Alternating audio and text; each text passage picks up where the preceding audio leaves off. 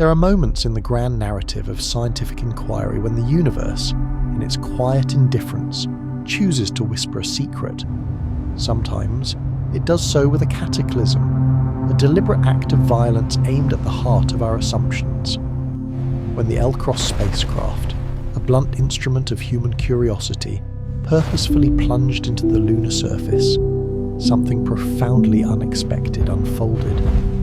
From the abyssal darkness of a perpetually shadowed crater, a ghostly plume ascended. Not merely rock and regolith, but an ephemeral cloud of dust, hydrogen, and unequivocally water vapour.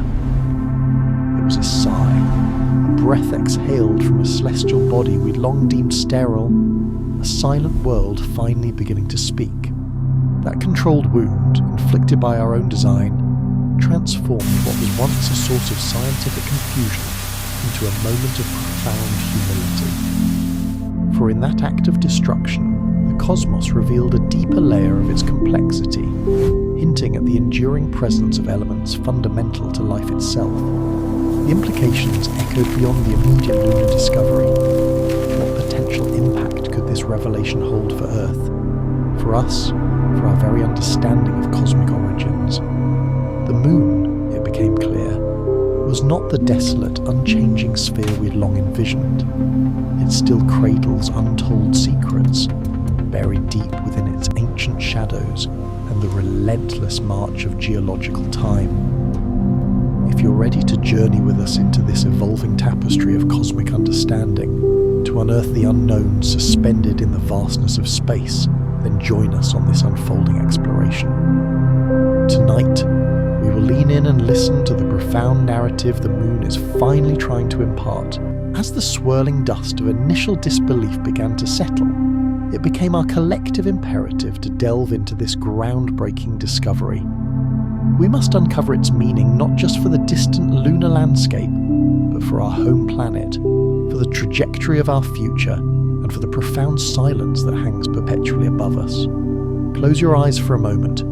Envision the moon drifting above you, not merely as a radiant familiar ornament in the night sky, but as a silent, monumental archive.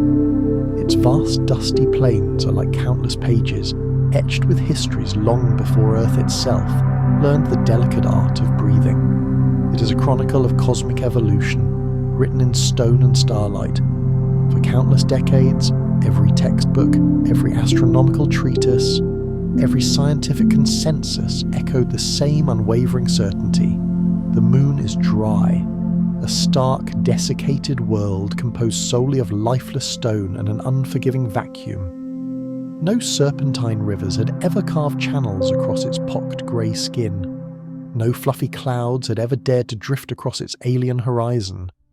Scientists, in their logical deductions, often referred to it as a fossil of creation, a beautiful, yes, but undeniably lifeless and unchanging sentinel. And we, as a species grounded in empirical evidence, believed it. The equations were impeccably tidy, the theoretical models elegantly neat. Without an atmosphere, there could be no sustaining pressure. Without atmospheric pressure, no liquid could possibly endure. And by extension, without liquid water, the very concept of life, as we understood it, was utterly inconceivable. This logic held fast, as immutable and inescapable as gravity itself. If the vast, intricate universe could be imagined as an endless, sprawling library, then the moon appeared to be a closed book, its story definitively written, its final chapter sealed.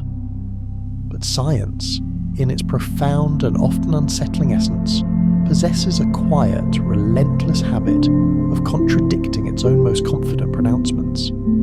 This inherent skepticism, the demand for empirical verification above all, is its greatest strength.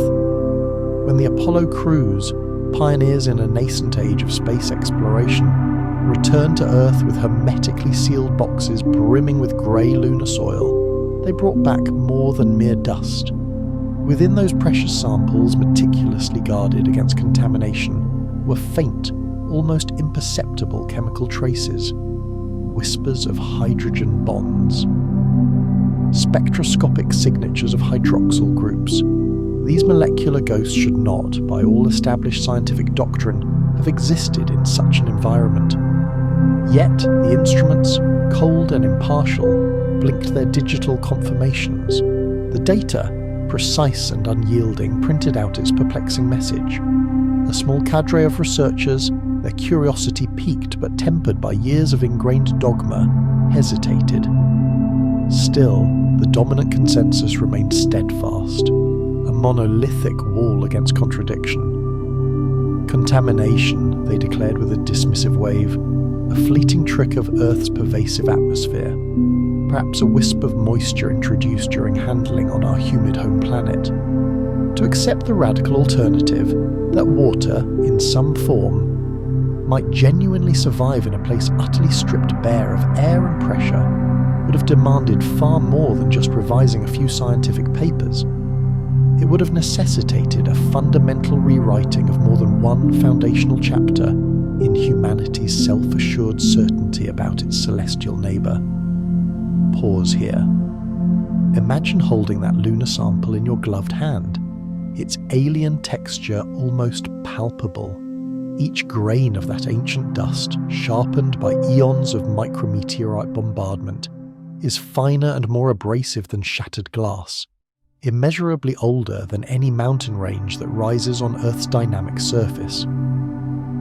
Under the precise scrutiny of an electron microscope, it faintly reflects a subtle, almost ethereal blue signature, a ghost, perhaps, of H2O. It shimmers, suspended in a liminal space, half hard science, half tantalizing superstition. Back on Earth, those inconvenient anomalies, those spectral whispers of water, were systematically filed away. The numbers, deemed statistically insignificant, were relegated to the margins of reports, to forgotten footnotes in obscure journals. The textbooks, those bastions of established truth, remained unchanged. Generations of students continued to memorize the moon's absolute dryness as an unassailable fact. There's a comforting allure, isn't there, in the idea that some fundamental truths never shift, never waver. Yet, beneath that blanket of comfort, a potent, unspoken question gnawed at the edges of scientific curiosity. What if, despite our tidy models and confident pronouncements, we were fundamentally wrong? If even a minuscule trace, a single, tenacious drop, could somehow endure the impossible vacuum and brutal radiation of that lunar wasteland, what else might persist, defying all logic and expectation? Decades would pass, the world turned, and with it, scientific capabilities evolved. New, more sophisticated machines conceived in different eras would soon dig deeper, their sensors far more sensitive. New minds, unburdened by the dogmas of earlier generations, would reopen those dusty files, retrieving the spectral data once so readily dismissed. The lunar dust had not yet visibly stirred, but something profound, something irreversible, was beginning to shift in the collective scientific consciousness, a faint, almost imperceptible tremor of reawakened possibility. The dust on the moon still lay undisturbed, but somewhere, deep within the forgotten archives of another world, a faint, tenacious idea began to breathe again.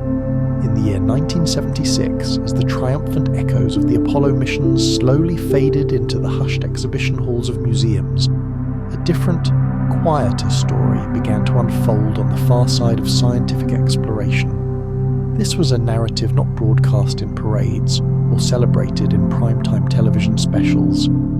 The Soviet probe, Lunar 24, a testament to the relentless, if often understated, ambition of the Cold War space race, rose from the desolate expanse of the Baikonur Cosmodrome. It traversed the immense darkness between worlds, carrying no human astronauts, generating no public fanfare. Its purpose, deceptively simple on paper, was singular: to drill, to collect, to return. A marvel of mechanical resilience, this machine, smaller than a typical family car, moved with a deliberate slowness, almost like a falling leaf through the vacuum. Yet, At that precise moment, it carried the immense weight of human curiosity and geopolitical rivalry across 384,000 kilometers, a distance roughly equivalent to 30 Earths, lined up edge to edge in the cosmic void.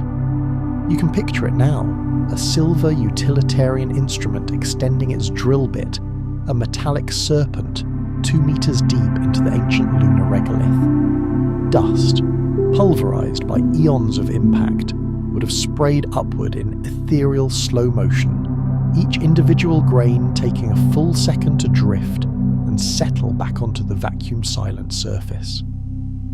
There would have been no wind to carry the sound, no medium for an auditory echo, only the faint, almost imperceptible vibration running through the metallic frame of the probe itself, a deep, resonant hum you can almost viscerally feel, even now, in your chest. When Lunar 24 finally completed its meticulous task, it sealed a slender, carefully extracted column of lunar soil inside a robust steel capsule. The sample weighed a mere 170 grams, roughly the weight of a baseball. If you were to hold it in your palm, its physical lightness would feel absurdly disproportionate to the immense meaning it carried, a meaning that pressed heavier than mountains, a testament to scientific perseverance. Back on Earth, under the watchful gaze of specialized technicians, the hermetically sealed container was opened inside a meticulously sterile chamber, designed to prevent any terrestrial contamination. The lunar soil inside looked remarkably ordinary, a fine grey powder, clinging to everything it touched with an almost electrostatic tenacity. Then came the chemical scan, the moment of truth. A faint yet undeniable trace, 0.1% H2O, and most intriguingly, the deeper the sample was extracted from the regolith column, the richer and more pronounced the water signal became. The technicians paused, their movements slowing, their expressions unreadable. Instruments were meticulously recalibrated. Another test was run, another result, echoing the first, the same persistent whisper of water. For a few heartbeats, the data stood before them like a dazzling, impossible mirage, too beautiful and too contradictory to be true. And then, swiftly and predictably, came the chilling silence of bureaucratic expediency.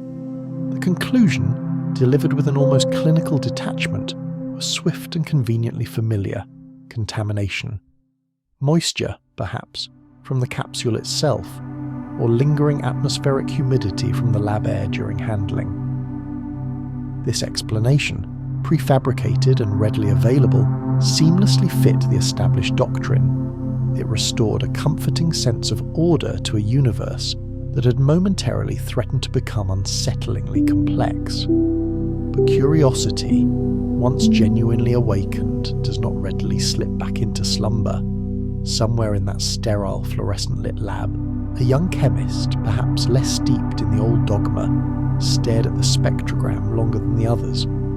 If the readings were indeed true, if the instruments had not lied, it meant the moon was not as utterly barren and empty as the textbooks had so confidently promised. It meant that even in a place stripped bare by the relentless vacuum of space, a fragile molecule, the very blueprint of life, could endure, protected by ancient dust, frozen in the cold grip of geological time. Let's pause with them standing at that precipice of a momentous decision. Outside the lab windows, imagine a typical Moscow rain falling steadily on the asphalt, each drop evaporating instantly into a cold, clinging mist. Inside, on a sterile tray of alien rock, lay a clue, almost invisible, that held the potential to fundamentally rewrite everything humanity thought it knew about celestial dryness. The team, bound by the prevailing scientific paradigms and the strictures of institutional consensus, archived the data. They labelled it, almost dismissively, as procedural noise, an anomalous artifact, and dutifully moved on to other, less controversial pursuits. The geopolitical landscape of the world was shifting, its scientific gaze turning toward new, less challenging frontiers: the veiled atmosphere of Venus, the the rust-red plains of Mars, the enigmatic ice-shrouded moons of Jupiter. No one, it seemed, had the institutional appetite for such a profound, paradigm-shattering contradiction. Yet, the number stubbornly remained in the archived file: 0.1% water content, a trace so infinitesimally small, and yet in retrospect it represented the very first, almost imperceptible fracture in humanity's granite-like certainty. If you were to walk across the moon's vast desolate mare Crisium tonight, each step raising a silent ephemeral halo of dust in the vacuum, you would, unknowingly, be treading upon that forgotten clue. The surface beneath your futuristic boots would conceal billions of similar dust mote grains, each perhaps cradling a single, preserved molecule of ancient memory, a relic from the early solar system. Years later, when new generations of missions, equipped with more advanced sensors and driven by a reawakened curiosity, would reopen this very question, scientists would rediscover those old Soviet reports with a palpable sense of disbelief. It would feel as if history itself had whispered a profound answer to them long, long ago, and humanity had simply, in its haste and certainty, talked right over it, deaf to the moon's subtle pronouncements. So the faint signal from Lunar 24 was never truly lost to the cosmic void. It merely waited, patiently, for instruments of greater sensitivity, for minds less rigidly certain, and for an era more receptive to radical re-evaluation. Take another slow, contemplative breath. The moon still hangs in the sky, outwardly silent and inscrutable, but beneath that profound silence now lies an almost boundless possibility, and somewhere ahead, in the moon's deepest, most enigmatic chasms, the shadows of its polar regions are beginning to call out, beckoning us closer. The moon, in its ancient wisdom, did not answer right away. It never does. It waits, quiet, infinitely patient, immeasurably older than every fleeting argument or scientific debate we have ever waged over its nature. For nearly 2 decades after the Lunar 24 mission, that faint, almost dismissed trace of water slumbered, a forgotten secret, inside a dusty file folder within a Soviet archive. The geopolitical heat of the Cold War slowly cooled. Its immense rockets rusted silently in their silos, and scientific budgets, once limitless, began to shrink under new economic realities. Scientists of that pioneering era retired, and with them, the intense, specific spark of curiosity regarding lunar water went into a quiet hibernation. Only the moon, that steadfast sentinel, kept its eternal vigil, orbiting our world with unwavering precision, a constant reminder that even silence, in its own profound way, is a powerful form of data. If you were to step outside on a clear night, far from the light pollution of urban centres, and cast your gaze upward for a moment, you would see that same familiar circle of light.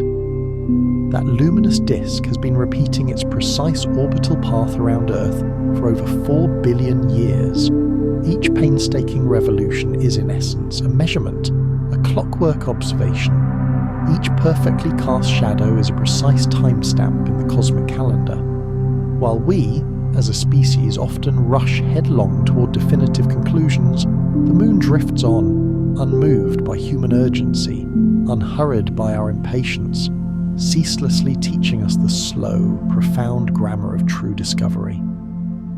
In the 1990s, the technological landscape of the world caught its breath once more, experiencing a quantum leap forward. Bulky analog film was supplanted by exquisitely sensitive digital sensors. Spectrometers, once crude, learned to discern what the human eye, even aided, simply could not perceive.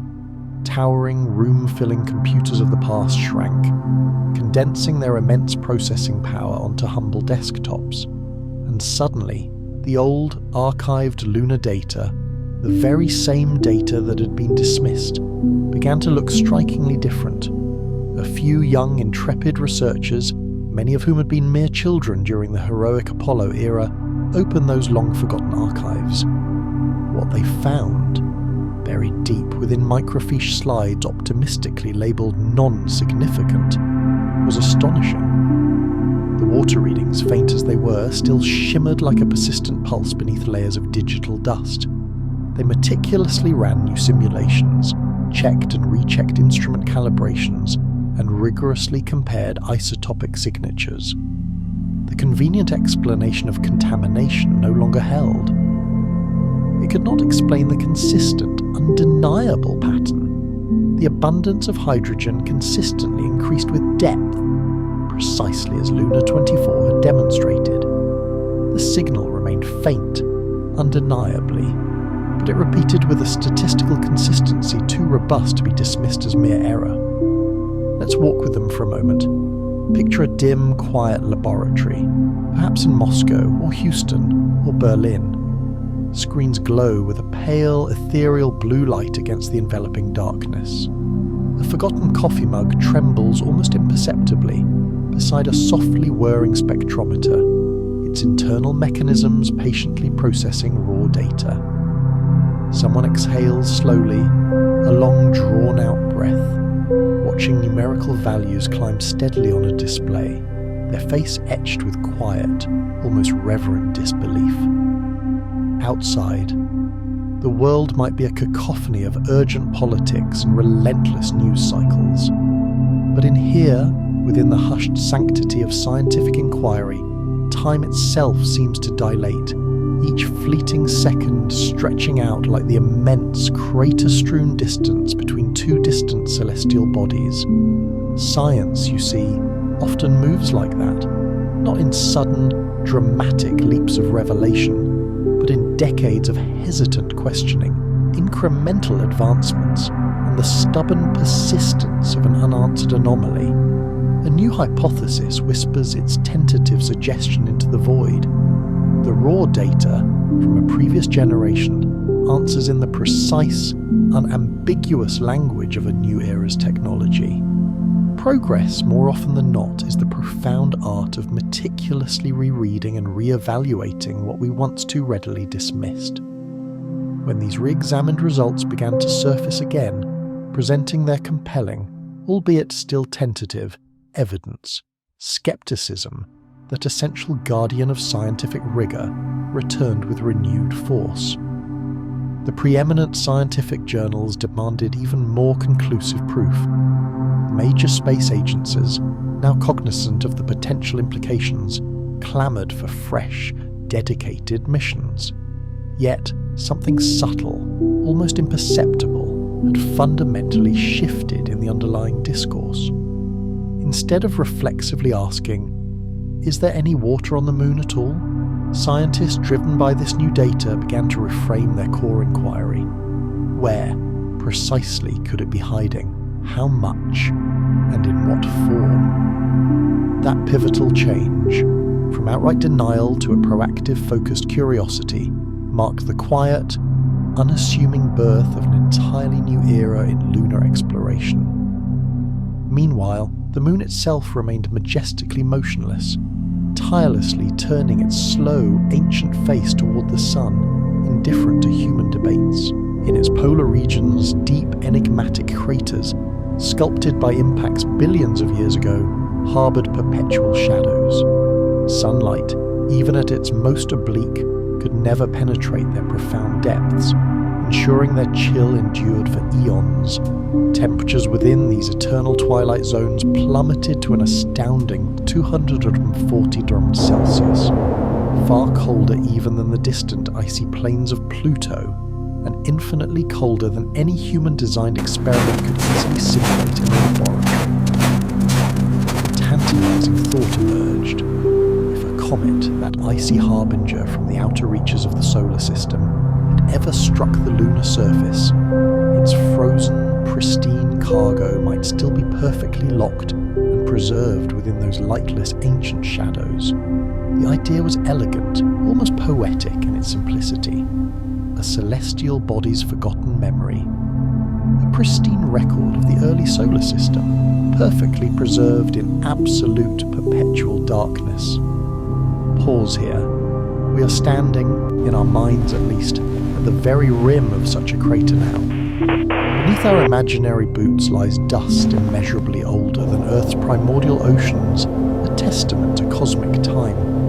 Above us, the distant sun skims the frozen horizon, a blade of pale light that never quite ascends to illuminate the depths below. The light, diffuse and indirect, glances sideways, transforming every grain of ancient regolith on the crater's edge into a shard of glimmering, otherworldly silver. You can almost feel the temperature, an almost physical presence, falling through your virtual boots, seeping through the profound silence. If you were to drop a pebble into that abyss, it would fall soundlessly, swallowed by the vacuum, and never, ever warm again.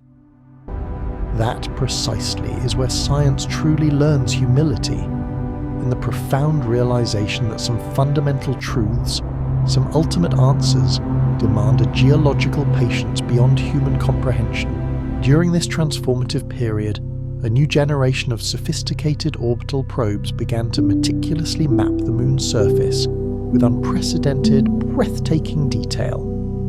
Each pixel of data, painstakingly collected, revealed not just the familiar mountains and Maria, but also subtle, previously invisible basins and depressions that might, just might, cradle a layer of ancient frost. The raw data flowed back to Earth in torrents of binary code, zeros and ones that, when painstakingly rendered by powerful computers, coalesced into a stunning three-dimensional geography. Researchers, acting as cartographers of an ancient, almost mythical world, meticulously traced the delicate contours, naming the countless scars of impacts that had occurred long before mammals had even begun to stir on Earth.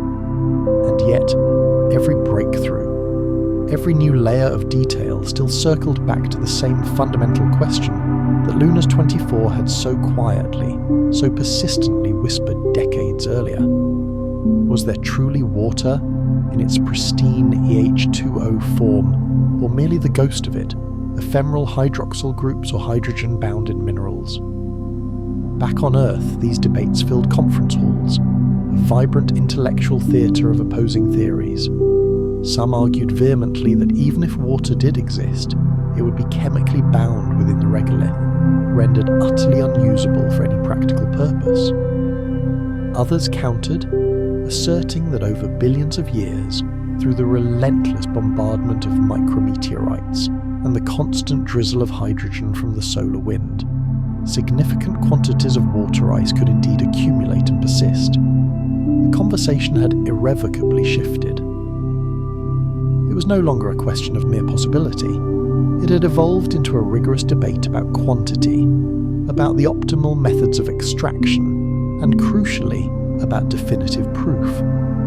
You can almost hear the subtle, yet profound shift in tone, a transformation from a stubborn, almost defensive disbelief to an open-minded, boundless wonder. The moon was no longer perceived as a lifeless, geologically inert corpse. It had, in a single, paradigm-shifting realization, become a compelling mystery once again. Science, in its finest, most inspiring moments, behaves remarkably like a tide. It recedes, often painfully, after each perceived failure, after each dead end or inconclusive result. Yet, it gathers its strength in the profound silence of re-evaluation and iterative experimentation, then returns, inevitably, with a clearer, more precise shape, carving new truths from the shores of ignorance.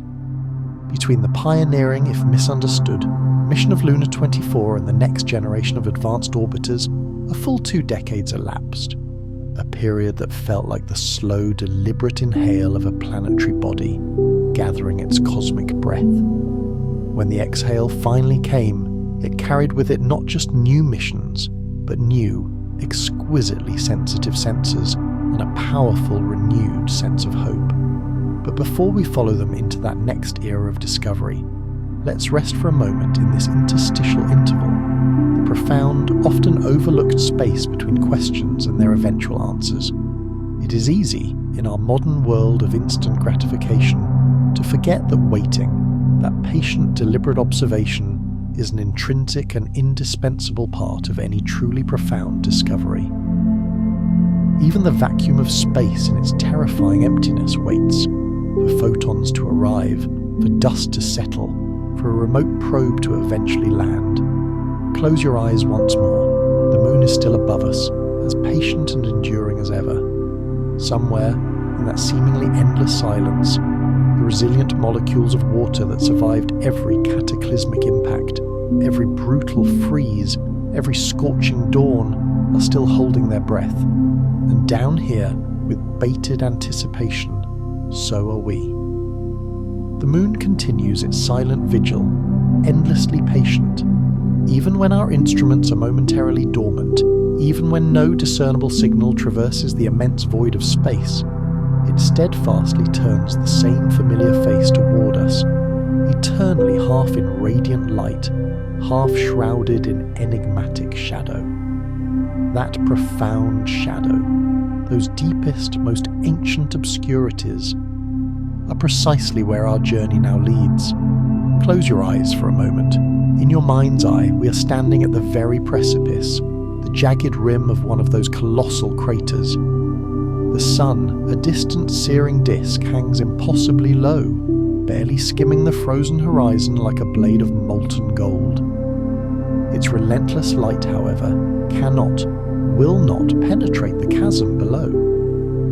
Beyond this razor-sharp line, directly before your boots, lies a primordial darkness that has persisted, unbroken, for an unfathomable 4 billion years.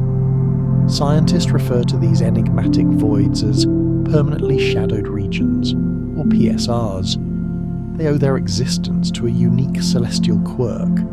The moon's axial tilt, a mere 1.5 degrees, is almost negligible, unlike Earth, which dramatically leans on its axis, graciously granting its polar regions the cyclical ballet of seasons. The moon remains rigidly upright. Its distant sunlight, therefore, always slices across its surface sideways at a shallow, glancing angle. And so, in the profound depths of certain immense craters near its poles, the shadows once cast never ever retreat. If you were to drop a simple pebble into that eternal darkness, it would vanish silently, swallowed by the vacuum. No warmth, no light would ever caress it again. Inside these abyssal cold traps, the temperature can plunge below an unimaginable 240 degrees Celsius, colder than the most remote regions of Pluto, colder even than liquid nitrogen at its boiling point, a realm where even the most resilient metals behave with the brittle fragility of glass. Let's pause here, together. Feel the air, or rather, the profound absence of it. There is none. No wind whispers its secrets, no echo reverberates, no horizon sound defines the vastness. Yet, paradoxically, your helmet's visor fogs slightly from your own warm, living breath. The solitary, ephemeral warmth in a world that has utterly forgotten the sun's embrace. If you raise your gloved hand, the indirect feeble light catches only one half of its surface. The other half dissolves into an absolute light-devouring black. We are standing precisely on a boundary between cosmic eras, the vibrant, living brightness of the present moment and the immutably frozen memory of creation itself. In the early 1990s, when pioneering orbital cameras first managed to catch tantalizing, fleeting glimpses of these permanent shadows, scientists felt something profoundly dormant begin to stir within them, a reawakening of the intense curiosity that had slumbered since the perplexing findings of Lunar 24. Their collective intuition screamed, if water, in any form, could possibly survive anywhere on the moon, it must be here. The ancient impact of a colossal comet, those icy projectiles from the solar system's distant Oort cloud, or the passage of water-bearing asteroids, even the relentless infinitesimal drizzle of micrometeorites. any of these could have delivered a precious cargo of ice. And within this eternal primordial night, that ice would never melt, never sublimate, never dissipate into the void. It could remain perfectly locked and preserved beneath a protective layer of dust for eons, patiently waiting. Think about that for a moment.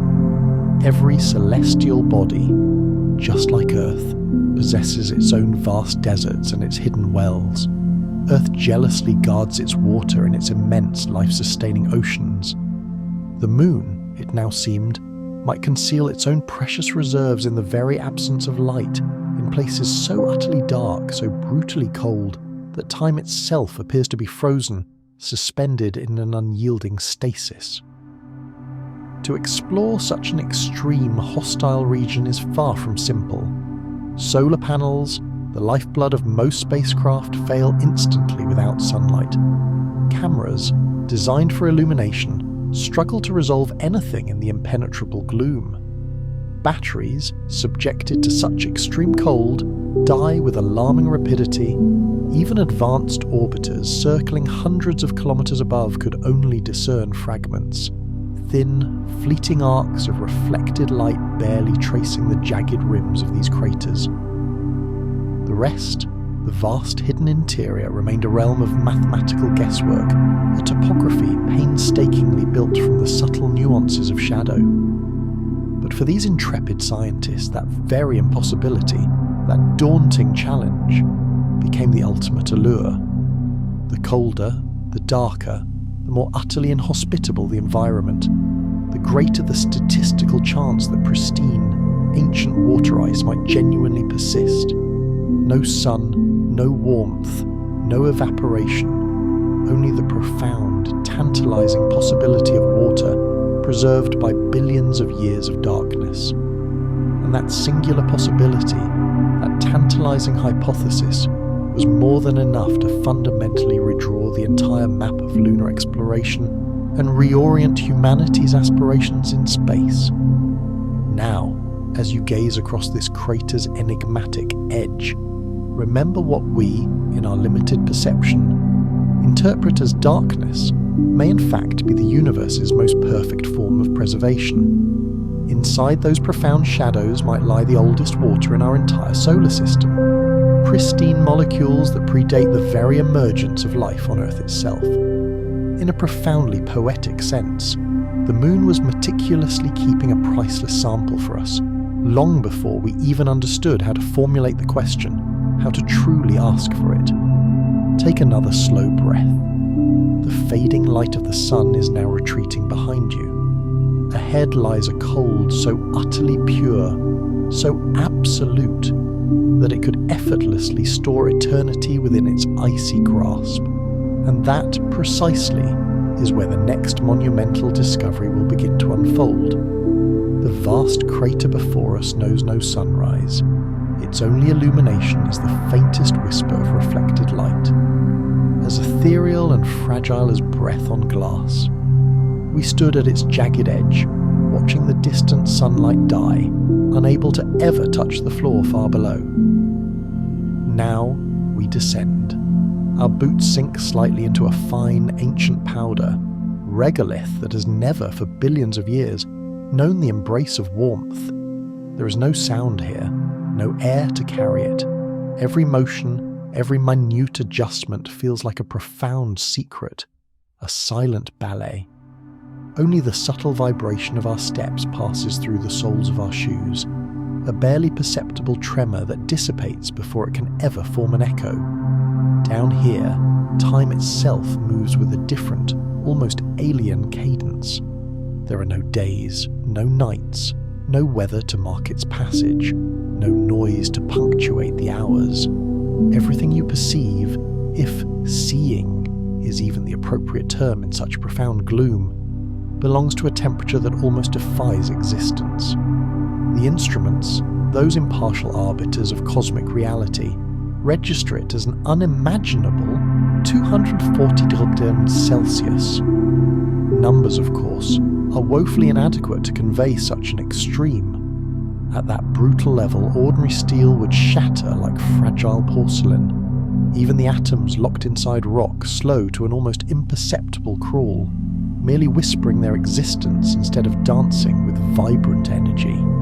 Let's translate that into something you can viscerally feel, an experience beyond mere data points. If you were truly standing inside this crater now, a single breath exhaled from your helmet's life support system would instantly crystallize into glittering microscopic frost, falling in slow, shimmering arcs around your visor. Your own heartbeat would be the sole sound for miles, the fragile, tenacious rhythm of life in a place infinitely colder than the distant, frozen plains of Pluto. If a flame, by some cosmic impossibility, could ignite here, and it cannot, it would freeze into a delicate crystalline sculpture before it could even flicker twice. We are witnessing the coldest natural temperature ever measured anywhere in our solar system. Colder than the deepest shadows of Neptune, colder than the frigid surfaces of interstellar comets that drift through the galactic void. This isn't merely cold, it is absolute stasis, the profound, almost terrifying absence of motion itself. It is the kind of cold where molecules, ancient and frozen, literally forget they were ever capable of being fluid. This is precisely why scientists first began to suspect, then increasingly believe, that ice, true H2O, might not only survive here, but thrive in its ancient preserved state. Not liquid water that ripples and flows and sustains life, but primordial ice, locked away like a precious frozen memory. In this brutal, uncompromising cold, even a single molecule of H2O can remain utterly unchanged, chemically inert, for billions of years, untouched since the nascent era when Earth itself was still a molten, chaotic sphere. Take a moment and truly imagine what that means for our understanding of the solar system's history. Every comet that ever, in the distant past, struck the moon with its icy payload could have left behind an indelible trace, a microscopic drop, a single preserved molecule of its frozen essence. Here, in this eternal lightless shadow, those fragile fragments would not melt, would not sublimate, would not drift away into the vastness of space. They would simply stay, waiting, a pristine cosmic time capsule. If you were to reach down and gently brush the dust with your gloved hand, it would cling to you with an almost electrostatic force, clumping into fragile ephemeral webs. Each grain is razor-sharp, utterly unweathered, because nothing, no wind, no rain, no erosive passage of time, ever smooths its edges here. You could hold 1 billion years of solar system history between your fingers, and it would weigh less than a whisper. Scientists call these craters cold traps for a profoundly good reason. They do not merely store extreme temperatures, they meticulously preserve history itself. Every micrometeorite strike, every trace of primordial cosmic chemistry, every whisper of galactic radiation is locked inside these vast, natural freezers of eternity. It is akin to walking through the frozen bloodstream of the solar system itself, a gallery of cosmic artifacts. Let's draw a comparison to our homeworld. On Earth, even the deepest, most ancient ice in Antarctica melts a little each summer, perpetually shifting, breathing with the planet's relentless seasons. Here, on the moon, nothing, absolutely nothing melts. If we were to quantify it, the profound difference between this lunar crater and our terrestrial poles is not just a matter of degrees, it is a fundamental difference in behaviour. Earth's ice ages ebb and flow like a colossal heartbeat. The moon's cold, however, never moves at all. You can now clearly understand why international exploration teams, from NASA to ESA to CNSS, dream of sending advanced robotic drills into these depths. This profound darkness may hold pristine samples, untouched by erosion or solar wind, far older than Earth's primordial oceans, a pristine chronology of the solar system's earliest days. The temperature itself acts as an ultimate guardian, but it also presents immense dangers. Batteries lose their charge almost instantly in such conditions. Metal stiffens, becoming brittle, until even simple bolts refuse to turn. Even radio signals slow, scattering weakly against the super-frozen dust. Every sophisticated machine we dare to send into this abyss must, quite literally, fight against the fundamental laws of physics itself. Because the closer we draw to eternity, to absolute zero, the less everything in the universe wants to move. Pause a moment. Breathe deeply. If you listen closely, this profound, infinite silence feels not empty, but resonant. There is a rhythm beneath it, slow and deliberate, the almost imperceptible hum of frozen molecules, patiently holding stories older than life itself. Somewhere below your feet, perhaps within the first few tantalizing centimeters of regolith, that hidden water might exist.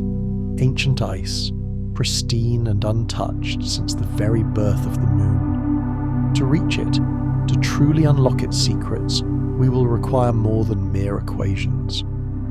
We will need boundless patience, unwavering courage, and machines of extraordinary resilience. Machines that can survive a temperature where even time itself seems to hesitate.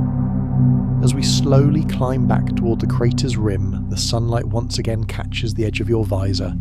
Half light, half profound darkness. This is the enduring balance that has guided scientific inquiry from its very inception. From here, the next logical step is glaringly obvious.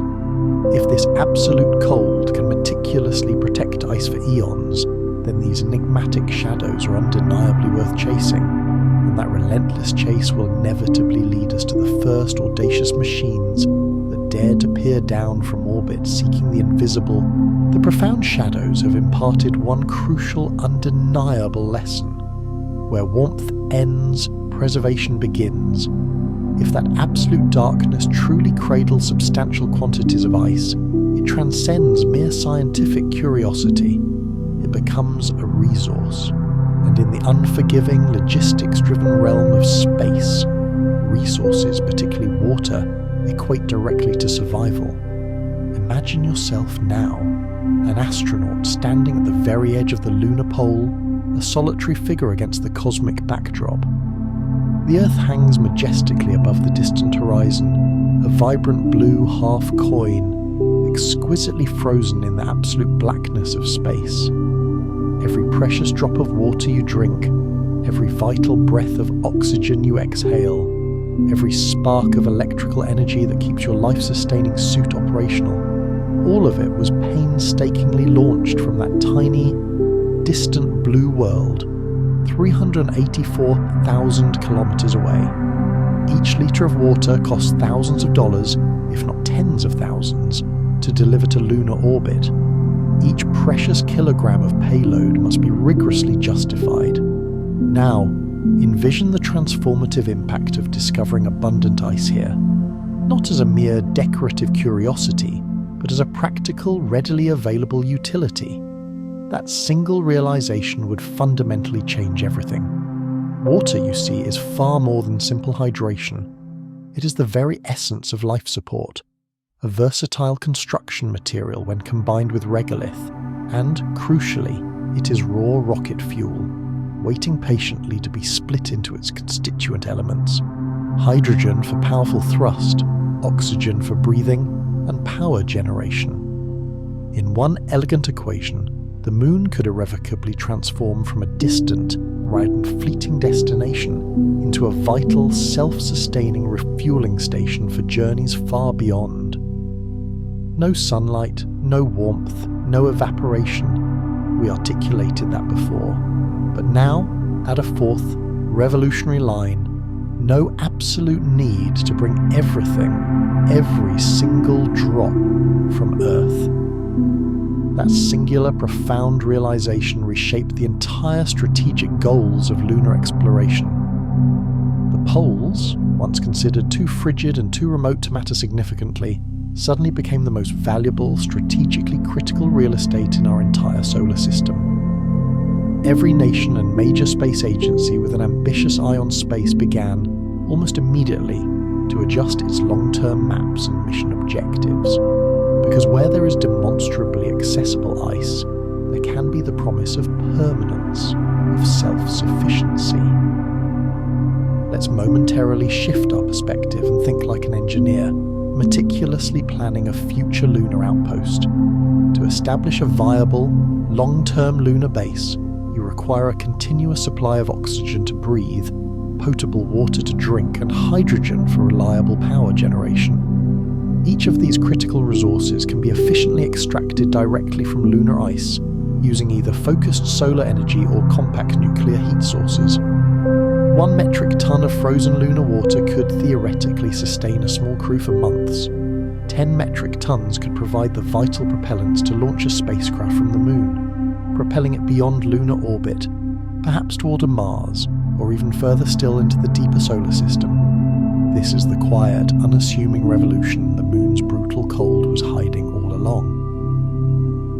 The very shadows we once feared as insurmountable obstacles, as realms of pure danger, have now revealed themselves to be immense, natural warehouses of possibility. Even their inherent remoteness, paradoxically, aids our cause. The same profound darkness that meticulously protects the ice also naturally shields sensitive equipment and human habitats from the relentless destructive radiation of space, offering a natural pre-existing shelter. Pause and truly absorb that profound implication. The most desolate, seemingly barren place in our immediate sky might one day supply the very sustenance and fuel for the next generation of humanity's journeys, not just for intrepid astronauts, but for humanity's broader expansion beyond the fragile cradle of Earth. Of course, translating this immense potential into practical, operational reality is an entirely different and far more complex story. To successfully dig and extract resources in temperatures colder than liquid nitrogen, we will require specialized drills that do not seize, power sources that do not freeze, and a collective human courage that does not waver in the face of immense challenge. But that very magnitude of challenge, that profound difficulty, is precisely what draws us closer, what ignites our innovative spirit. As we gaze back at the crater, the fundamental equation has dramatically changed once more. The Moon is no longer merely a sterile museum of the deep past, a repository of ancient impacts. It has become a dynamic, living warehouse of potential futures. Every grain of dust, every molecular trace of ice, is a promise waiting to be meticulously unlocked, a key to future expansion.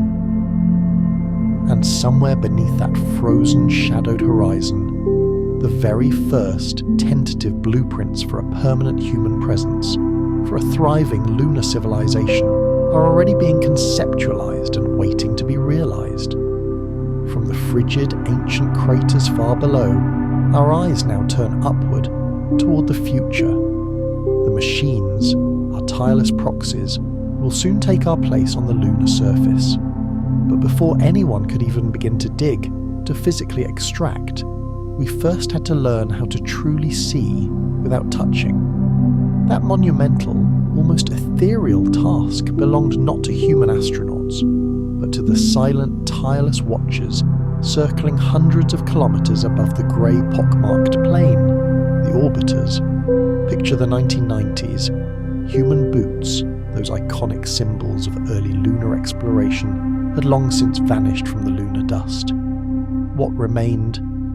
Now circling with a sleek, deliberate, almost patient grace, were the machines.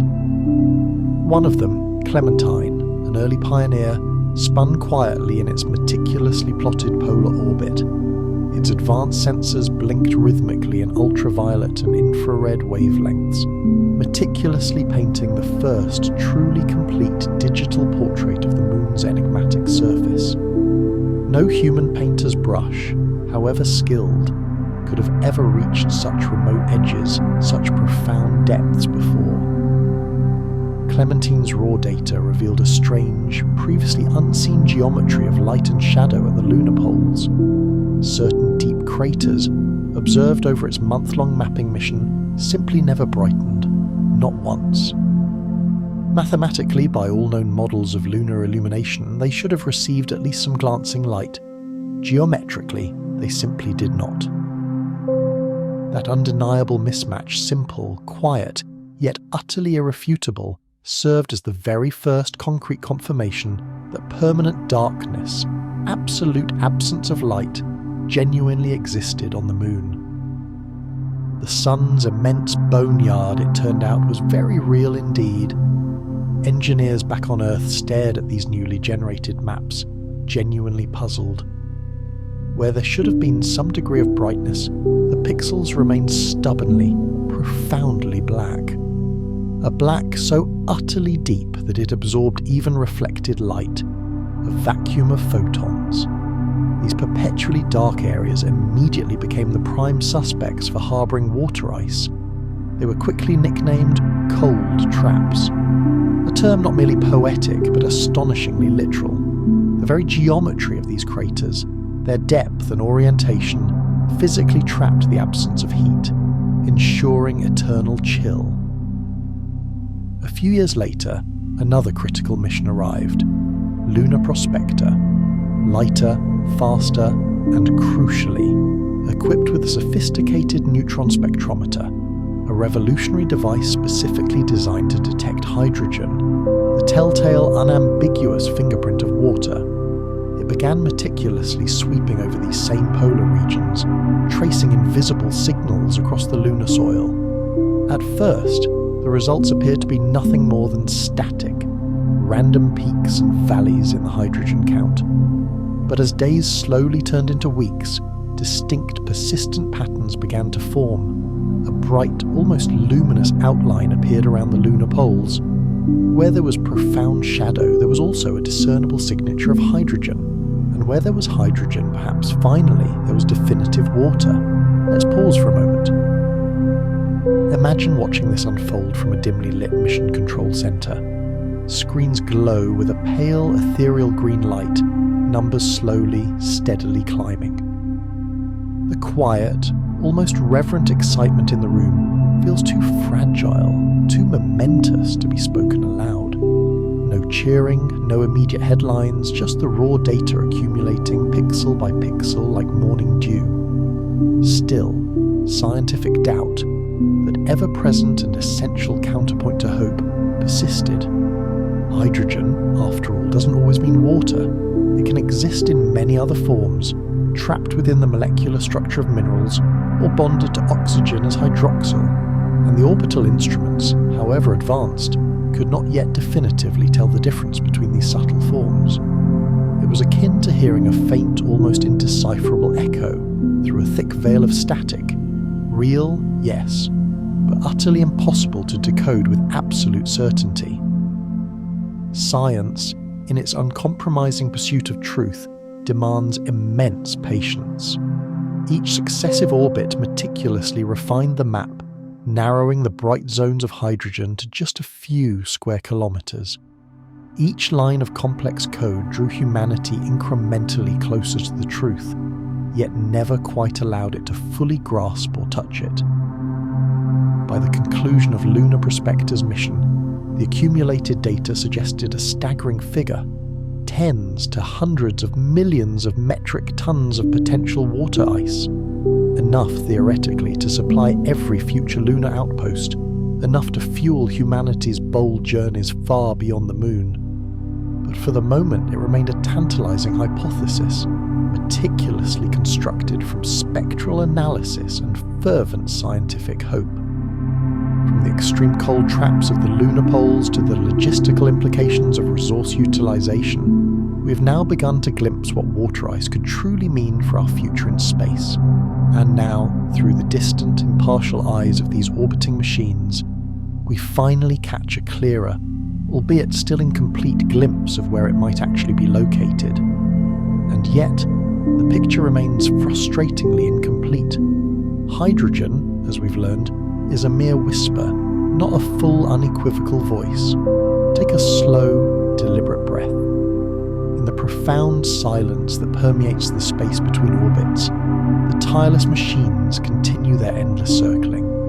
The data streams cascade earthward like invisible snow, each packet carrying a fragment of potential truth.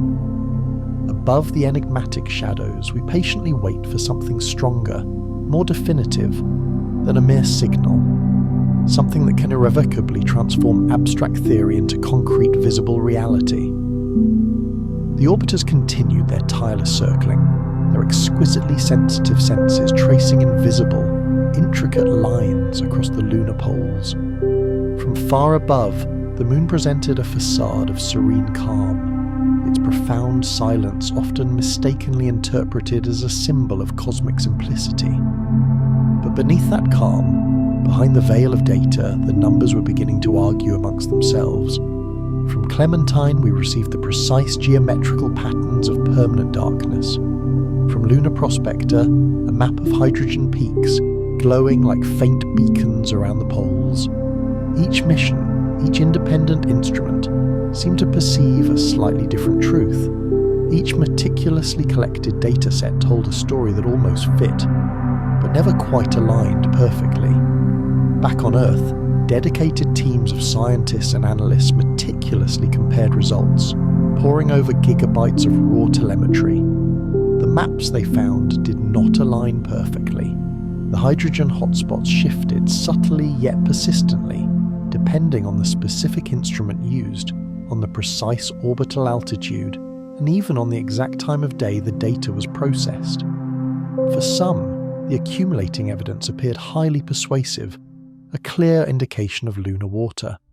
For others, it looked suspiciously like amplified noise, wrapped in a comfortable blanket of wishful thinking. Let's step into that control room, a hive of intellectual activity.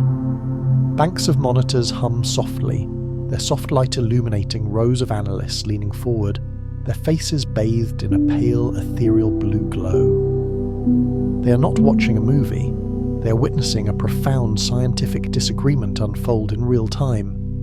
Every pixel of lunar data, every spectral reading, is a word in a silent yet intense argument between sophisticated machines and their human interpreters. One team diligently smooths the raw data, meticulously filtering out cosmic ray interference and instrumental noise, seeking the underlying signal.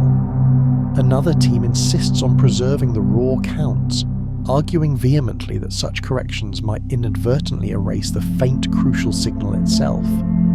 The debate at its core transcends mere technicalities. It becomes deeply philosophical. What ultimately constitutes truth when your eyes are made of code and your perceptions are filtered through algorithms? Hydrogen, after all, is a notoriously slippery messenger in the cosmic lexicon. It can exist as hydroxyl within complex mineral structures, or it can cling tenaciously to dust grains, charged by the relentless solar wind.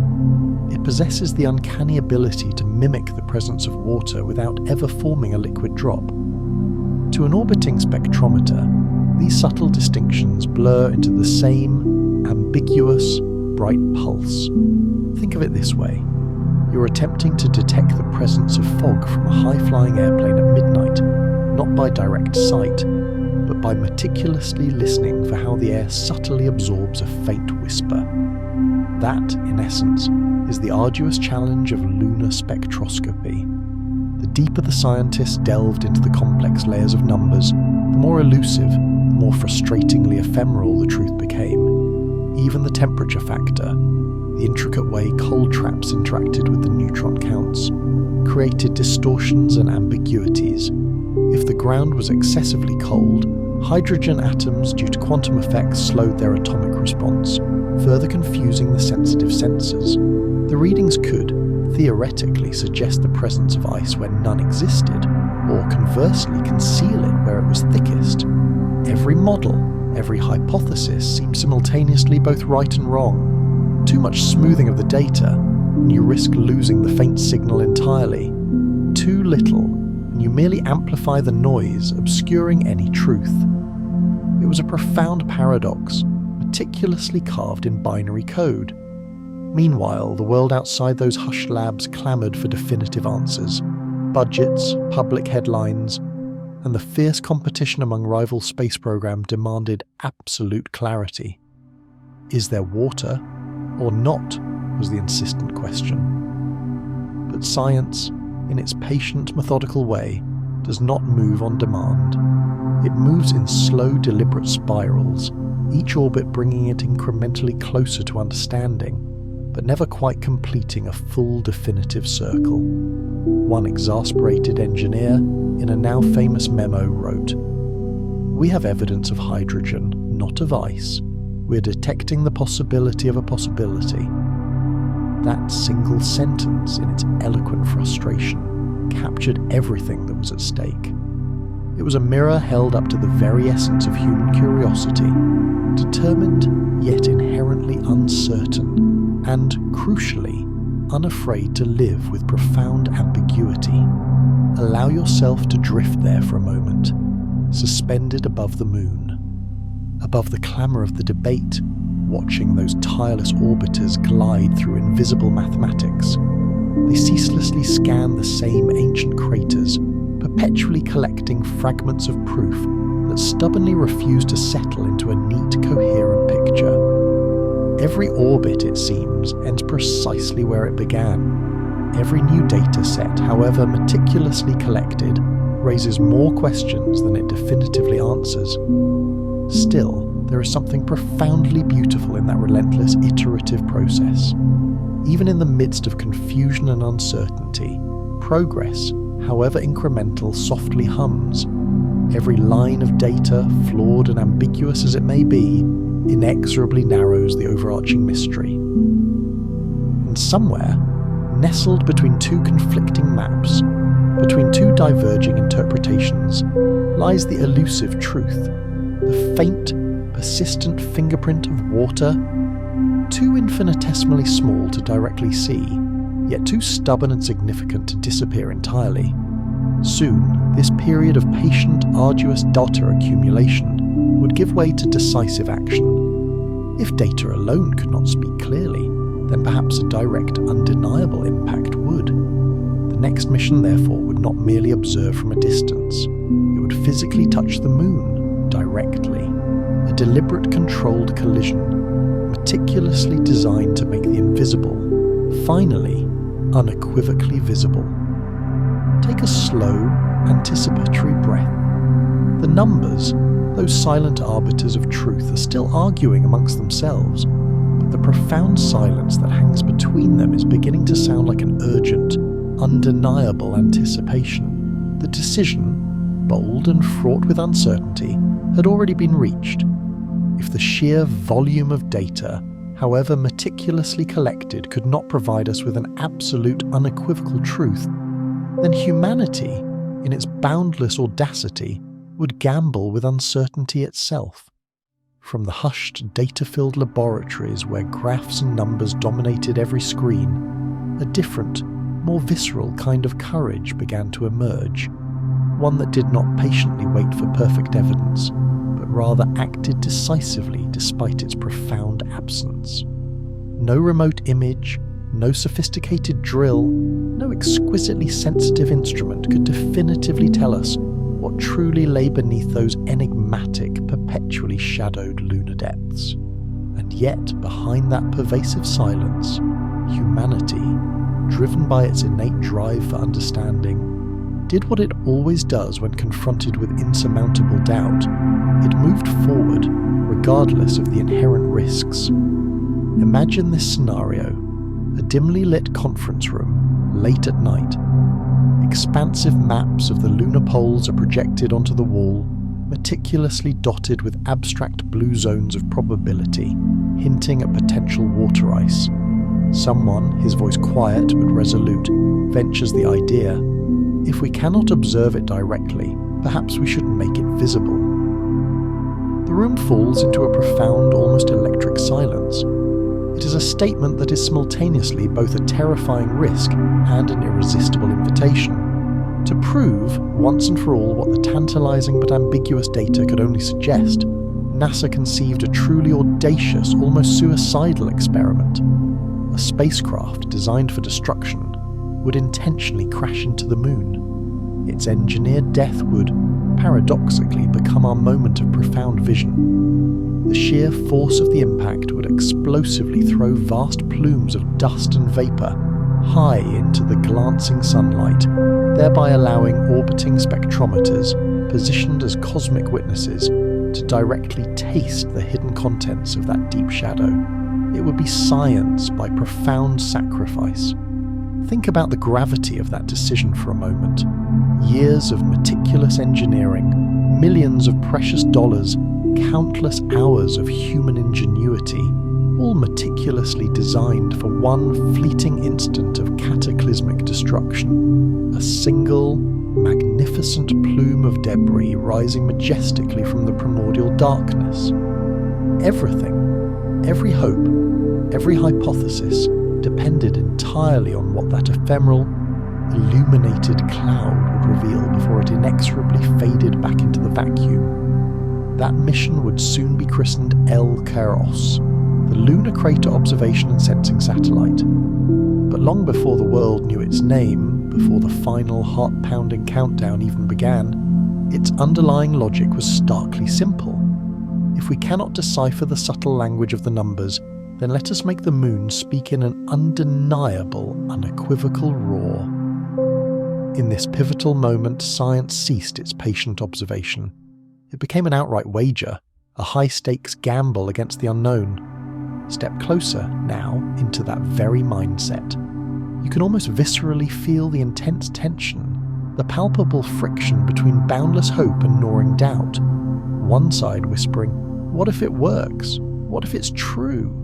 The other, a colder, more rational voice cautioning, "What if we find absolutely nothing at all? What then?" Every single scientist who ultimately signed off on that mission, who authorized that calculated risk, accepted both potential outcomes with equal gravitas.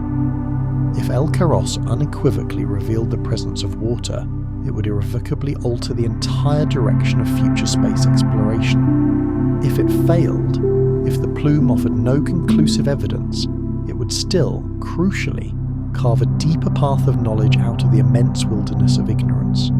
Even a definitively negative result would teach us a profound lesson about how little we still truly understood about our nearest celestial neighbour. That, in essence, is the enduring paradox of scientific progress. It advances not through absolute certainty, but through audacious acts of intelligent, calculated risk. And so, in the pivotal year of 2009, the trajectory was meticulously plotted. Two spacecraft, intrinsically linked, were launched together into the black abyss. One, the Centaur upper stage, destined to be the blunt, powerful hammer.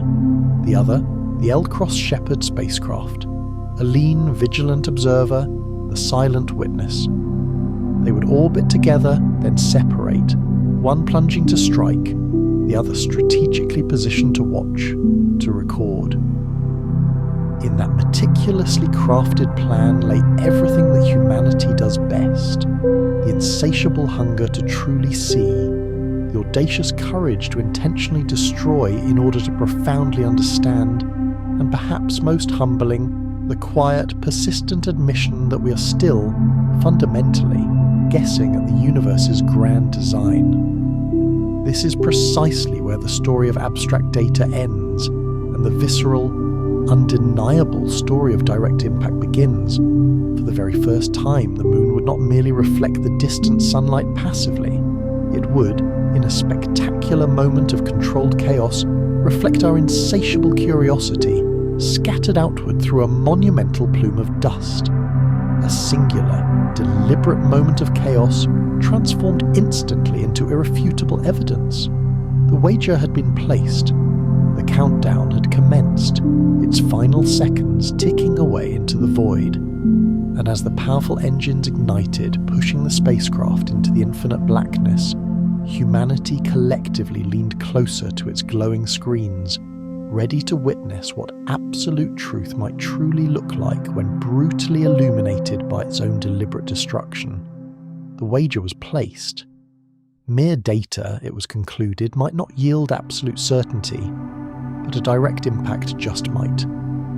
Now, the meticulously formulated plan left the hushed, sterile conference room and soared into the vast, indifferent night. Two silent companions rode the same powerful rocket, a spent upper stage, massive and blunt, destined to become the Hammer, and a lean, agile observer, the L-Cross spacecraft, faithfully trailing behind the indispensable Witness. Together, they traversed the immense 384,000-kilometre gulf, a cosmic distance roughly equivalent to 30 Earths laid out edge to edge across the vacuum. The engines cut out. An immediate profound silence returned, broken only by the faint rhythmic ticking of guidance thrusters, like distant, precise metronomes. Picture this through the virtual window of the trailing spacecraft. The moon swells majestically ahead, no longer a flat disk, but a three-dimensional world, intricately scarred with ancient rims and abyssal shadows that seem to hold their breath. Far below, the target awaits. Cabeus Crater, a colossal basin at the moon's south pole, its floor a realm of perpetual darkness, having never witnessed a single sunrise in billions of years. We had stared at countless maps of it for years, hypothetical zones of blue probability. Tonight, those maps would finally answer back. We are, in spirit at least, part of the crew now. You can almost feel the instinctive physical restraint in your shoulders, a shared tension as the final countdown commences. The Centaur upper stage, a blunt metallic cylinder roughly the size of a delivery truck, separates from L-Cross and begins its final, inexorable dive. There are no parachutes in the vacuum, no air to tear against, just a long, accelerating fall into the profound nothingness, gaining speed with every passing second, like a lead bell dropped down a well that has no sound, no bottom. Mission Control communicates in terse, half-finished sentences, clipped words of timers, vectors, margins, numbers stacking like an inevitable line of dominoes. Someone grips a pencil so tightly their knuckles whiten. Someone else instinctively stops breathing for a beat, eyes fixed on the screens.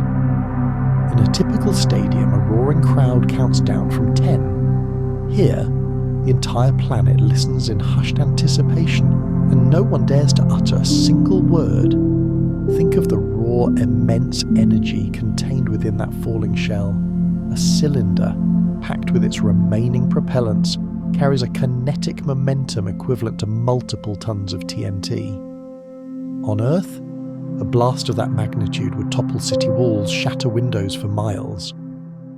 In the ancient, silent confines of Cabeus, it will, in one profound instant, lift the moon's deepest, most ancient secrets, microscopic dust grains and ephemeral water vapor, into the only fleeting light the crater floor has seen in billions of years.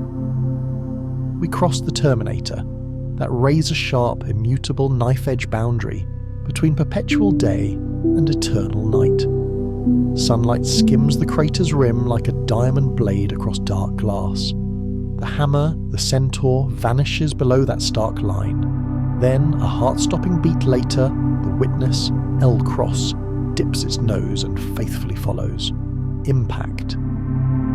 There is no thunderous roar in the vacuum, no shockwave to propagate. Just a sudden, ethereal flower of dust, lifting majestically upward, a pale, ghostly plume against the absolute blackness of space. To your unaugmented eyes, it looks almost fragile, as if a mere touch could tear it apart. To the hypersensitive spectrometers aboard L-Cross, however, it is a magnificent feast of data. Light, the ultimate messenger, passes directly through the expanding debris cloud. The unmistakable fingerprints of molecules begin to appear as thin, trembling lines on screens. Hydrogen sings its quiet presence. Carbon monoxide murmurs its existence. Ammonia and methane tones layer together like complex chords in a cosmic symphony. You can almost feel the room in Mission Control subtly warming by a single degree, as if the energy of the impact has reached them across the void. Heads tilt forward in unison, analysts straining. Someone whispers, "Hold lock, hold lock." Instruments, perfectly calibrated, track the plume as it rises, a slow, majestic fountain, then gently collapses back under the moon's weak 1/6 Earth gravity. The clock runs in seconds, but the moment itself stretches long, as if time, in its infinite wisdom, has stepped carefully, holding its breath so that nothing, no single precious data point spills. We have deliberately broken something to profoundly learn something. It feels simultaneously wrong and exhilaratingly right, like cracking open an ancient geode to reveal its crystal heart. The guiding principle was simple, yet profound. If shadows are capable of keeping their stories, then disturb the shadow and let the story finally speak its truth. Real-world scale helps here to contextualize the immensity of the discovery. If that ephemeral plume had been entirely water in its liquid form on Earth, it might have filled a mere handful of swimming pools. A trivial volume by the measure of terrestrial oceans, but utterly enormous by the exacting standards of planetary science. We were not seeking to measure lakes or oceans. We were, simply and definitively, proving presence. A single, resounding syllable of yes, where every textbook had so confidently written no.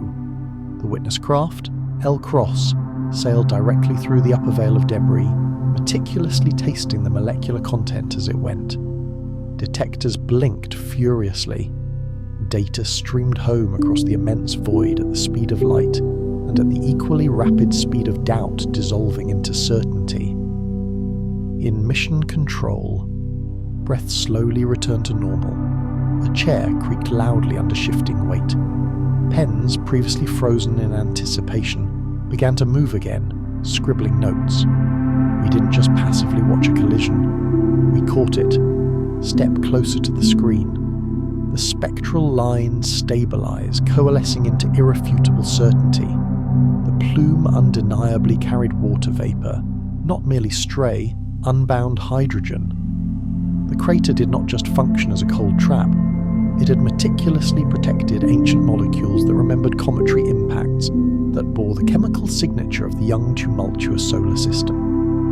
In a bustling city, this would be the electric moment a momentous verdict is read aloud.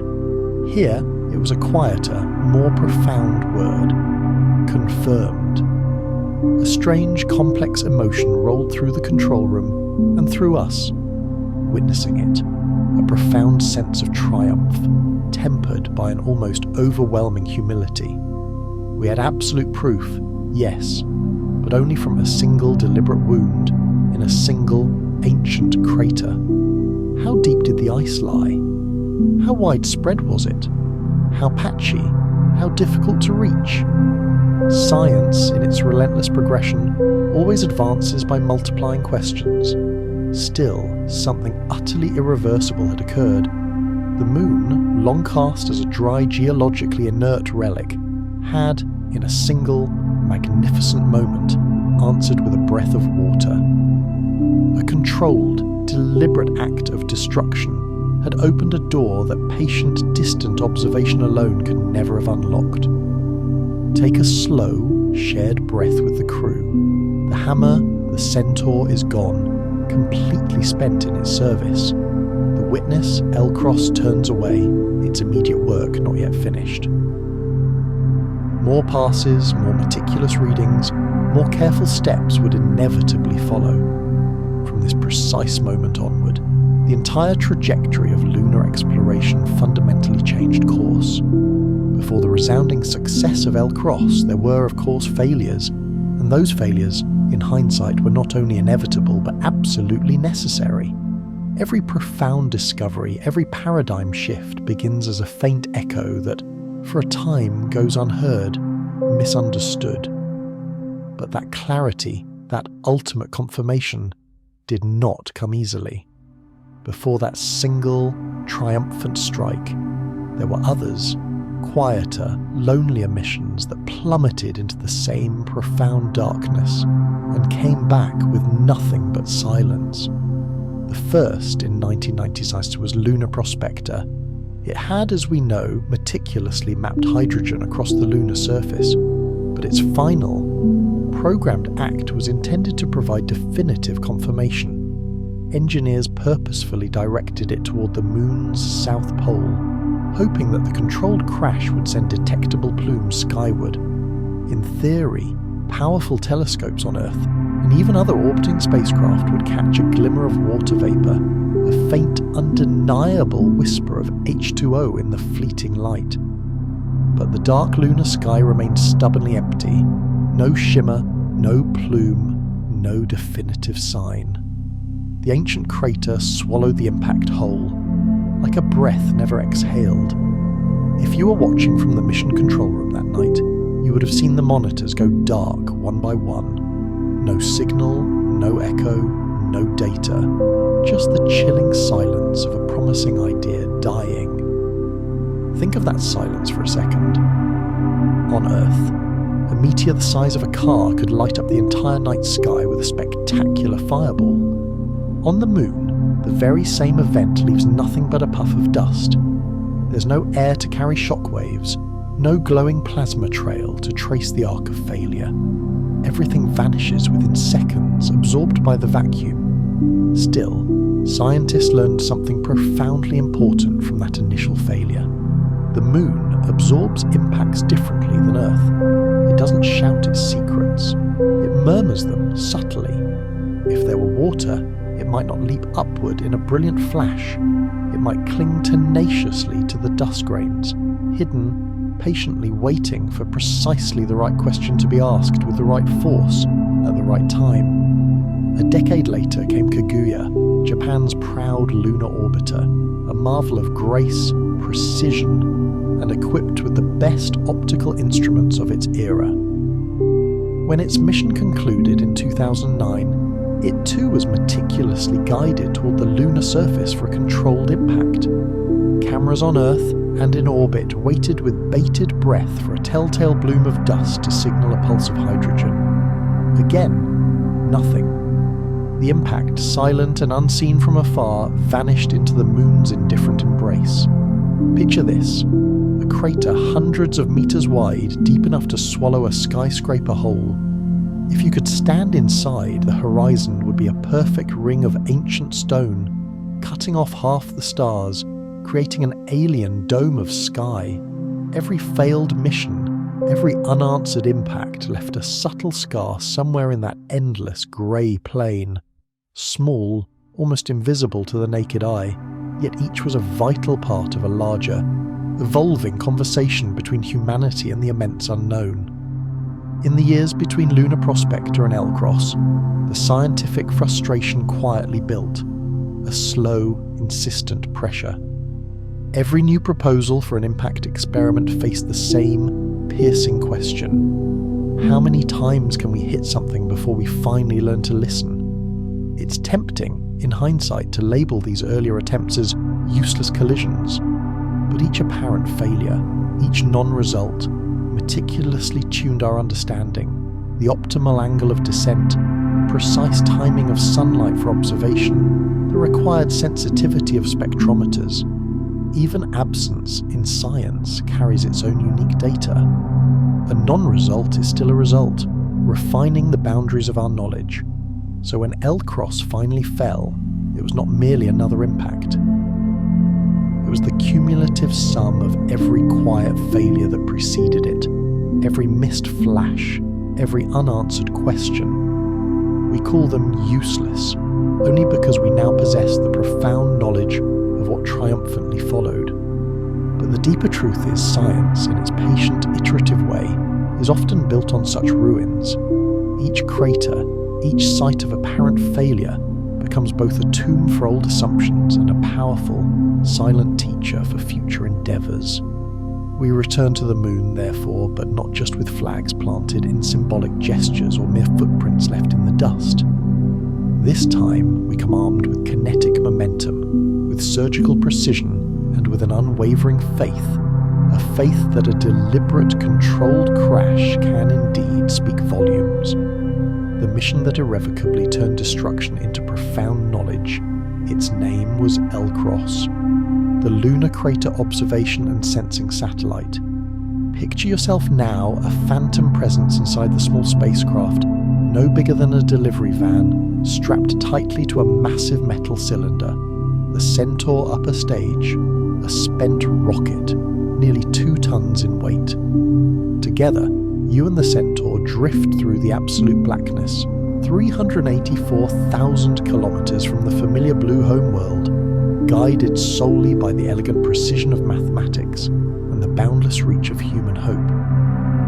Below, the moon, once a distant coin, steadily grows into a vast, scarred landscape.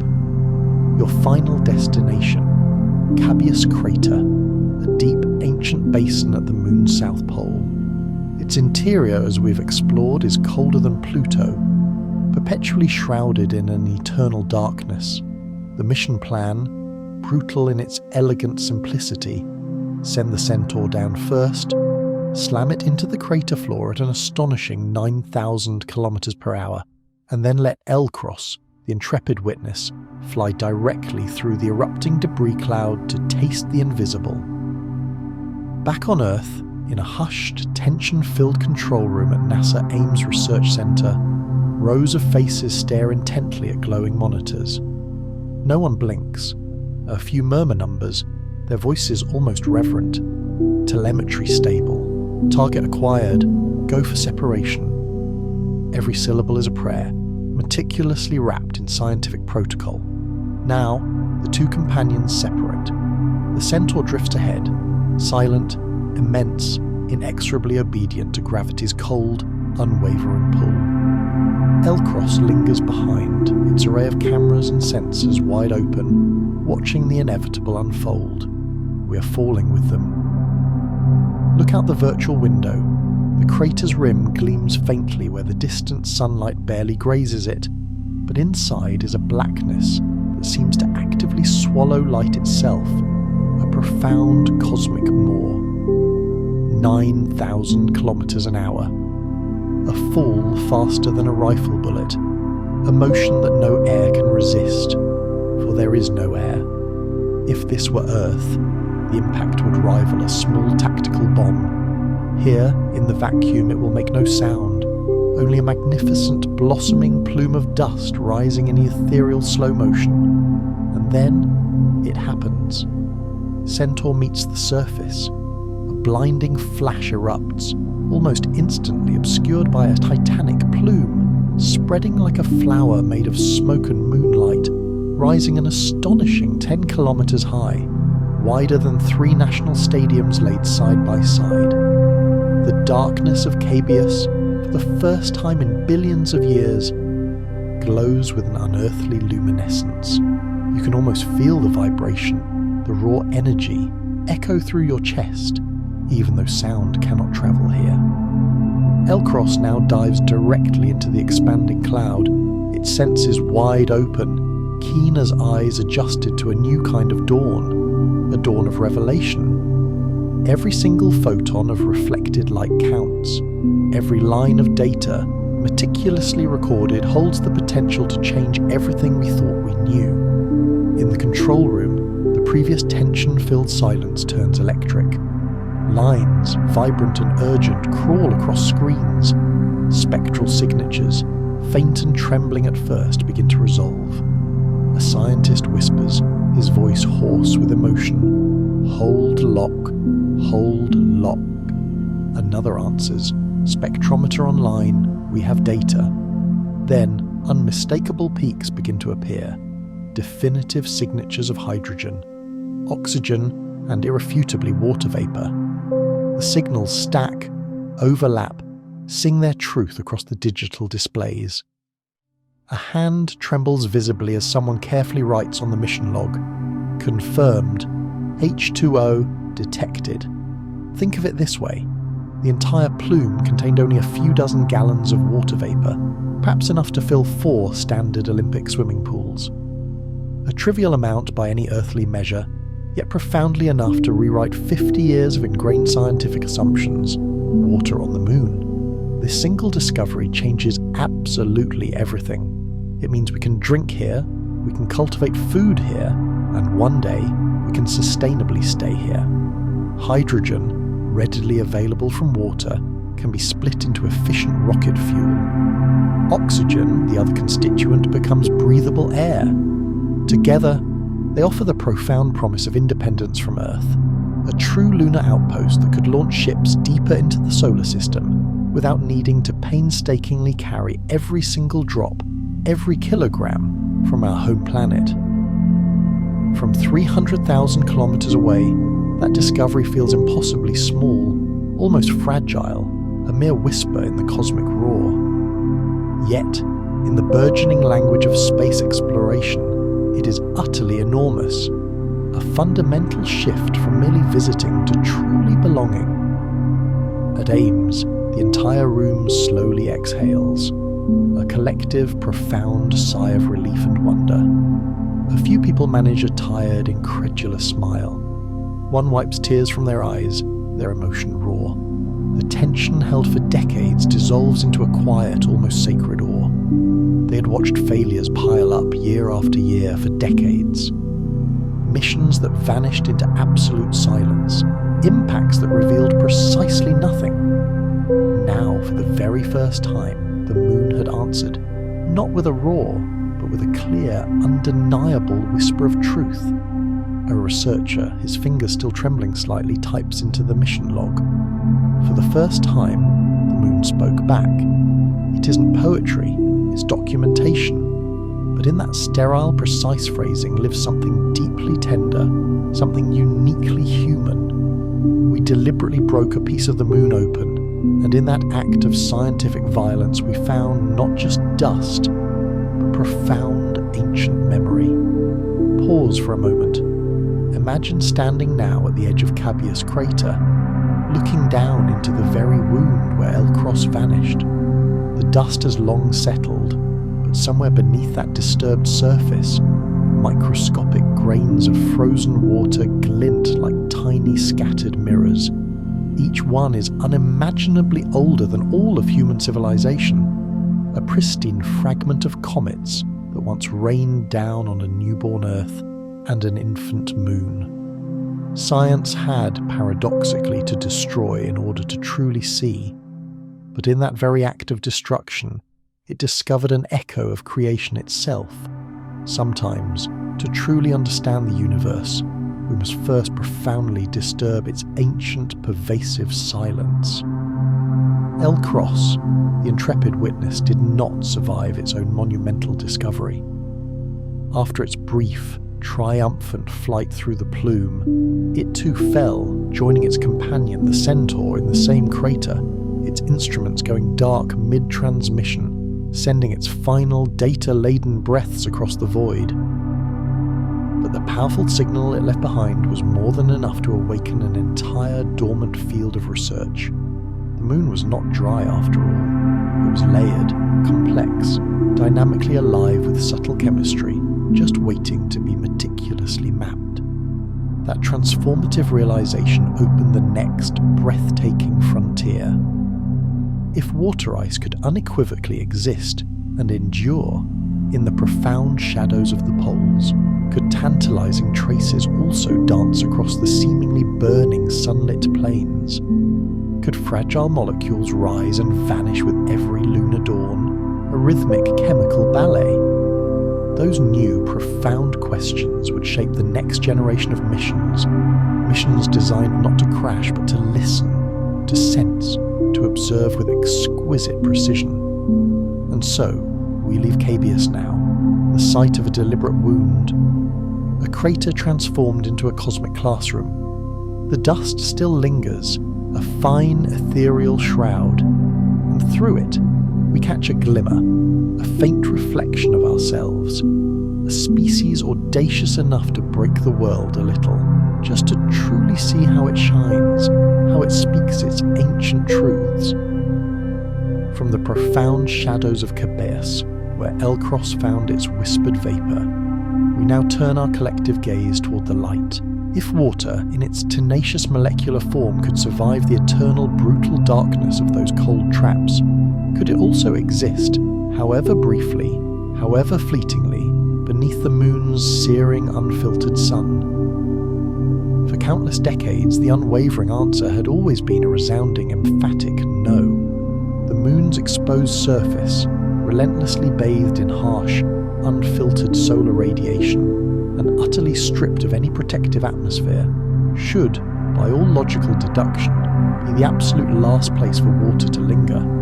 Sunlight here is merciless, unforgiving, heating the grey regolith dust to more than 120 degrees Celsius, temperatures hot enough to boil steel in the terrestrial realm, rendering the lunar surface into a silent, baked expanse. No air, no atmospheric pressure, no mercy from the cosmos. And yet, stubbornly, persistently, the instruments kept detecting something that simply shouldn't be there. Picture yourself aboard an orbiter gliding silently, effortlessly, over the expansive sunlit plains. Beneath you stretch seemingly endless oceans of dust, bright, chalky, monochromatic, an infinite expanse. Through the spectrometer's precise lens, each patch of intense sunlight transforms into a detailed data curve. Most curves are flat, empty, devoid of anything remarkable. But then, tiny, almost imperceptible dips begin to appear.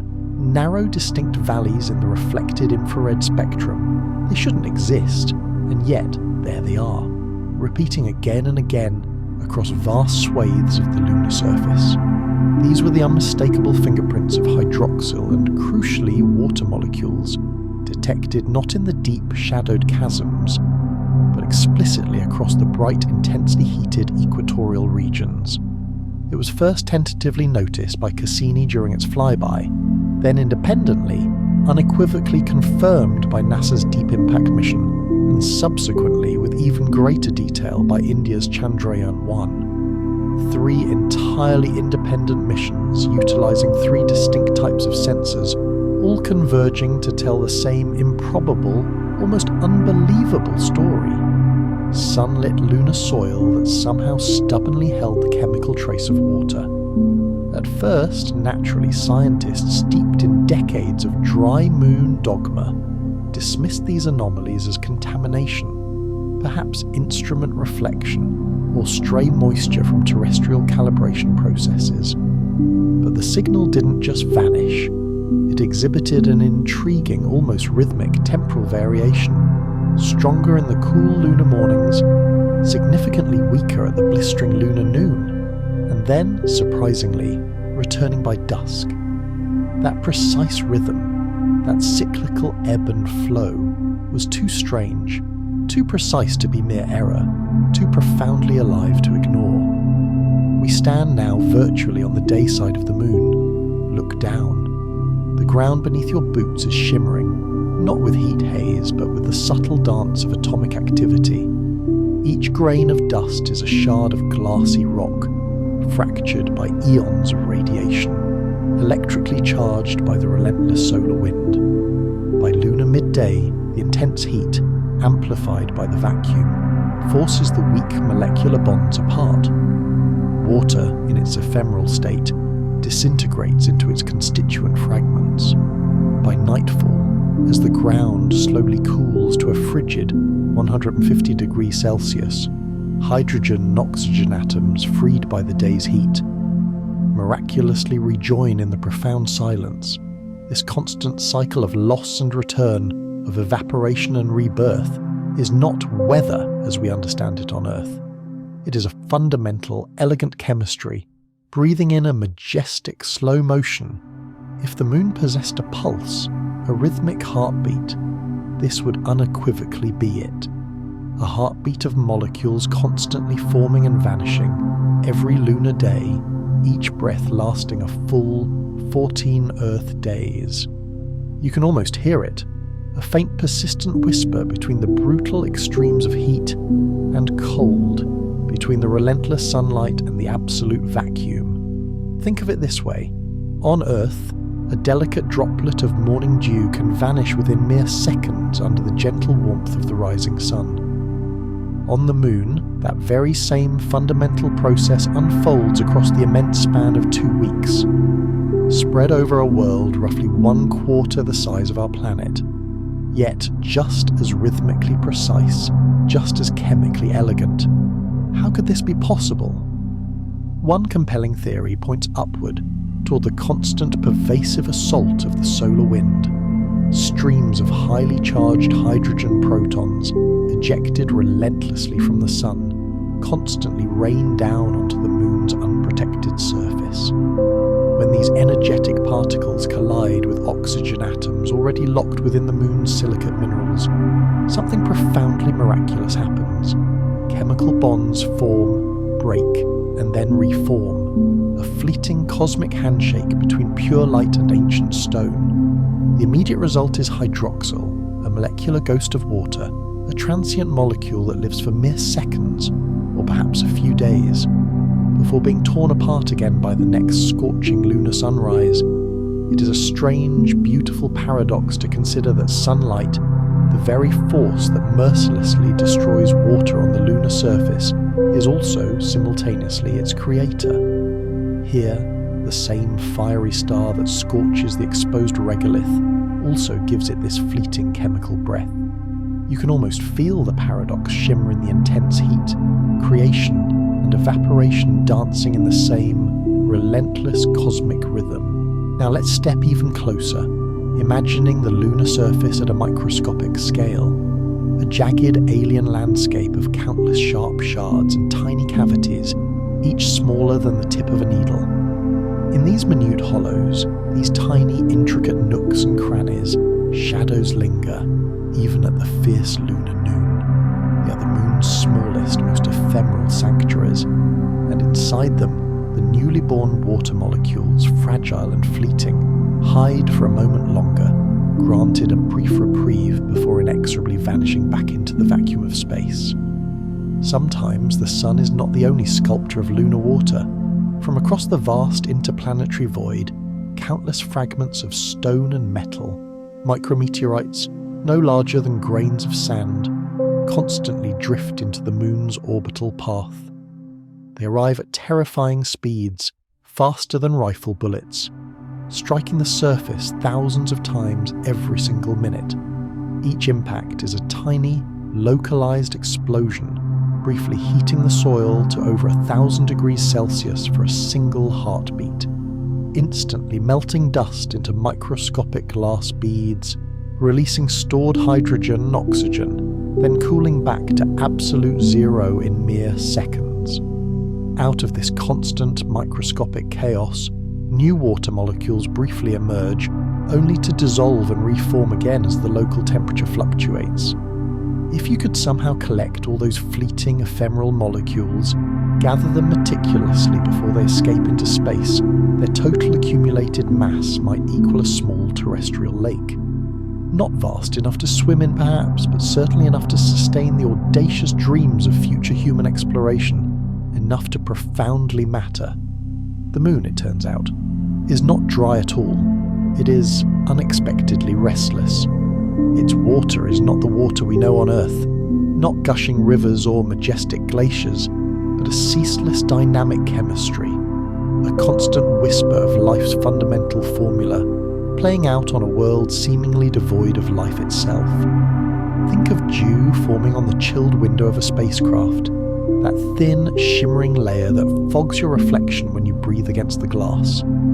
That is what precisely happens here, only stretched across an immense ancient landscape the size of Africa, made not of air and vapour, but of dust and plasma.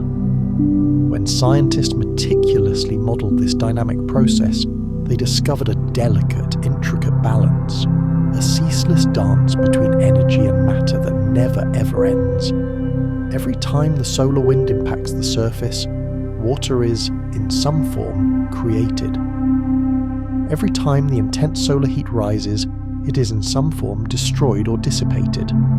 The lunar surface, therefore, becomes a living, constantly evolving equation, a complex feedback loop meticulously written in the very language of sunlight and stone. If you listen closely enough, you can almost hear the rhythmic pulse in the data, a steady beat of hydration and desiccation, like the slow, deliberate inhale and exhale of a planetary lung. The The irony is beautifully profound.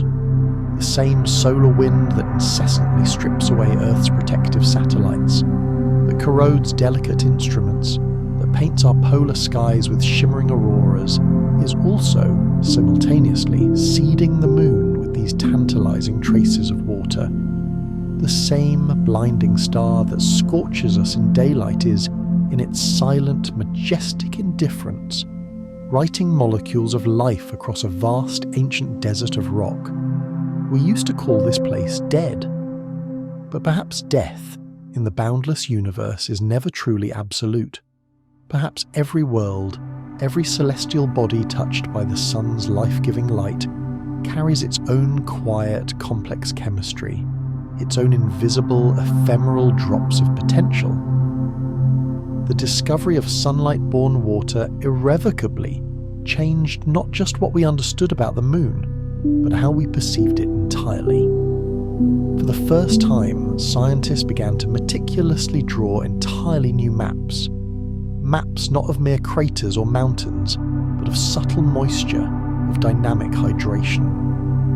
Imagine yourself standing above the lunar surface, precisely as a satellite does, watching vibrant bands of colour bloom subtly across the grey, monotonous expanse.